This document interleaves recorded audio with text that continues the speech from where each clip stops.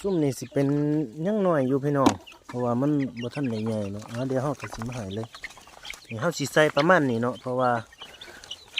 เฮาสิใหญ่ใส่เลยเพราะว่าเฮามีบอนไซไว้เรียบร้อยแล้วเนาะเฮาก็สิใหญ่ให้เลยใหญ่ให้สิเลย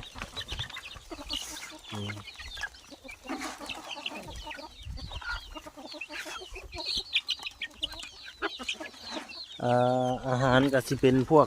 ต้นกล้วยแล้วก็เป็นห้ำเป็นข้าวปลาย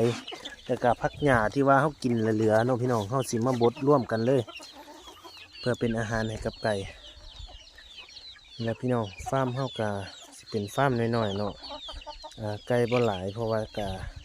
เอาออกหลายรุ่นเลยล่ะแล้วก็สิปะไว้จังสีเลยให้มันกินแล้วเขาก็สิไปให้ไก่พอพันธุ์แม่พันธุ์มันเนาะพี่น้องเดี๋ยวมาเบิ่งมาลุ้นกัน